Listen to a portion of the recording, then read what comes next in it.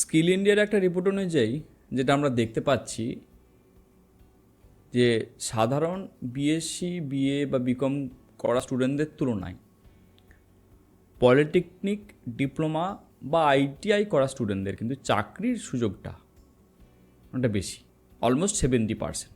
কিন্তু এরপরে আরেকটা কনফিউশন স্টুডেন্টদের মধ্যে এসে যাচ্ছে যে মাধ্যমিক কমপ্লিট করার পর বা উচ্চ মাধ্যমিক কমপ্লিট করার পর আমরা পলিটেকনিক ডিপ্লোমা কোর্স করব, যারা টেকনিক্যাল লাইনে আসতে চাইছে অবশ্যই, নাকি আইটিআই করব। একটা তথ্য থেকে আমরা বুঝলাম যে চাকরিটা পাওয়া যেতে পারে সহজেই 3-4 বছর পর, তুলনামূলক আমরা গ্র্যাজুয়েশন করার থেকে। কিন্তু তার থেকে আবার কনফিউশন দাঁড়াচ্ছে যে আমরা তাহলে কোনটা করব। এই কনফিউশনটা আমাদের কাছে অনেক ক্লিয়ারিটি নেই। তাই আজকের এই ভিডিওতে আমরা বোঝার চেষ্টা করব যে আইটিআই আমার জন্য ভালো হবে নাকি পলিটেকনিক ডিপ্লোমা কোর্স আমার জন্য ভালো হবে। তাহলে আমরা কি করব না, 4টে রিয়েল প্যারামিটারে আমরা তুলনা করে দেখব আইটিআই এবং পলিটেকনিকের সাথে। ঠিক আছে, কী কী থাকবে প্যারামিটার? প্রথম যেটা আমরা দেখব কোর্সের যোগ্যতা, সময়সীমা, পড়াশোনার ধরন, চাকরির সুযোগ, শুরুর দিকে স্যালারি কেমন থাকবে। তাহলে পেন খাতা নিয়ে বসে পড়ো। প্রথমে চলে আসি যোগ্যতা, সময় এবং খরচ নিয়ে আলোচনা। তবে তার আগে বেসিকটা বুঝে নাও। পলিটেকনিক হচ্ছে ডিপ্লোমা ইঞ্জিনিয়ারিং। এটা হলো 3 বছরের একটি কোর্স যেটা মাধ্যমিকের পর স্টুডেন্টরা আসতে পারে। আর তুমি যদি উচ্চ মাধ্যমিকে সায়েন্স বা ভোকেশনাল নিয়ে পাশ করে থাকো তবে ভোকলেট মাধ্যমে তোমরা কিন্তু 2 বছরের এই কোর্সটা কমপ্লিট করতে পারবে। ঠিক আছে, সরকারি কলেজে এখানে খরচ কম বেশি বলতে পারে যে খুবই কমই। 3 বছরে তোমার খরচ মাত্র কয়েক হাজারই ধরা যেতে পারে। এবার চলে আসি আইটিআই বিষয়তে। এটা মূলত 1 থেকে 2 বছরের একটি কোর্স।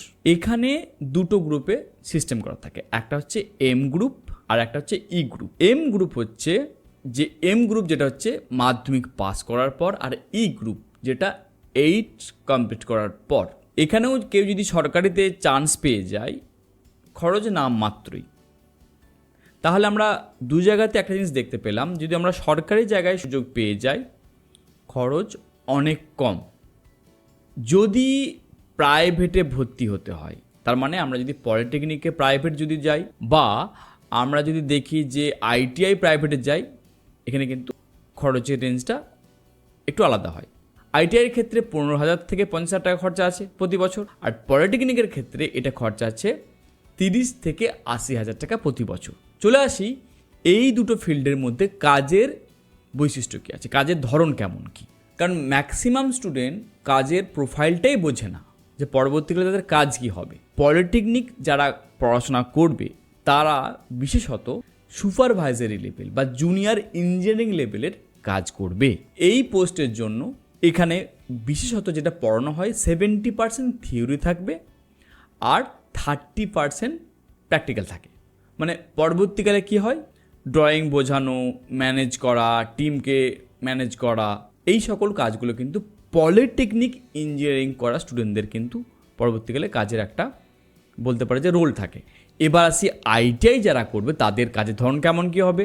এটা পুরোপুরি স্কিল্ড ওয়ার্ক টাইপ কাজ। তার মানে এখানে উল্টো কেস, থিওরি থাকবে 30% আর প্র্যাকটিক্যাল থাকবে 70%। সহজ কথায় আইটিআই হলো এক্সিকিউশন আর পলিটেকনিক হলো সুপারভিশন। যদি আমরা সরকারি চাকরির রিয়েলিটি দেখি এবং আমরা যদি তুলনা করি, সেখানে আমরা কি দেখতে পাই, আইটিআই ক্ষেত্রে সবথেকে বড় যেটা শক্তি হলো রেলওয়েতে একটা চাকরির সুযোগ। অ্যাসিস্ট্যান্ট লোকো পাইলট বা টেকনিশিয়ান পদের জন্য আইটিআই স্টুডেন্টদের জন্য সিট রিজার্ভ থাকে। এছাড়াও সরকারের ডাব্লিউবি, এসিডিসিএল যেটা আমরা ইলেকট্রিসিটি বোর্ড বলছি, এবং ডিফেন্সের প্রচুর টেকনিশিয়ানের প্রয়োজন হয়। তুলনামূলকভাবে কম্পিটিশনে অনেক বেশি চাকরির সুযোগ পাওয়া যায়। এবার দেখা যাক পলিটেকনিকের কেমন কি সুযোগ আছে সরকারি।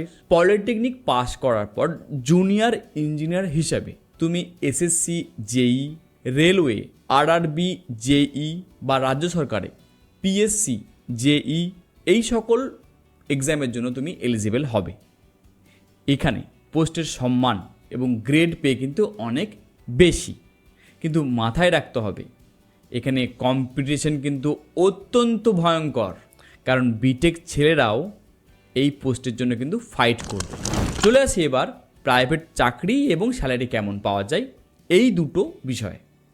পলিটেকনিকের টপ যে ট্রেডগুলো আছে, mechanical, electrical, civil, computer science, আর আইটিআই ক্ষেত্রে যে টপ ট্রেডগুলো আছে, electrician, fitter, turner, mechanics, private জবের যে রোলগুলো হবে পলিটেকনিক কমপ্লিট করার পর, junior engineer, production supervisor, quality analyst, আর আইটিআই ক্ষেত্রে যে রোলগুলো হবে plant technician, maintenance worker, assembly operator. এবার যদি আমরা স্যালারির দিকে যদি তাকাই, স্টার্টিং স্যালারি 2.4 থেকে 4 লাখ অবধি বছরে আয় করতে পারবে।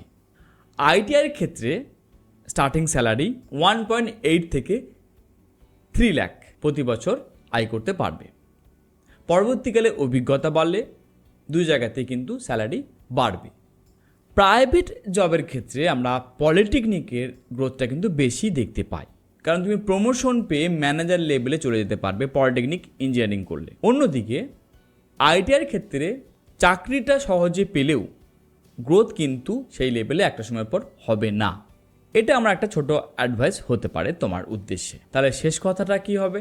যদি তোমার ফিনান্সিয়াল ক্রাইসিস থাকে, যদি তোমার মাধ্যমিক কমপ্লিট করার পর যে কোনো মূল্যে তোমার চাকরি পেতে হয়, তাহলে তোমার জন্য আইটিআই ভালো। আর তোমার যদি লক্ষ্য বড় থাকে, যদি ফ্যামিলি সাপোর্ট করার সক্ষম হয়, তুমি যদি 5 বছর অবধি পড়াশোনা করার সুযোগ পাও, তাহলে বলো পলিটেকনিক নিয়ে এগিয়ে যাও। চাইলে পরবর্তীকালে তুমি বিটেক ইঞ্জিনিয়ারিংও করতে পারবে। তুমি এই মুহূর্তে কোনটা নিয়ে ভাবছো, পলিটেকনিক না আইটিআই নিয়ে? কমেন্টে জানিও। আর এরকমই ভিডিও পাওয়ার জন্য আমার চ্যানেলটি সাবস্ক্রাইব করো। পরের ভিডিওতে আবার দেখা হবে। Thank you very much.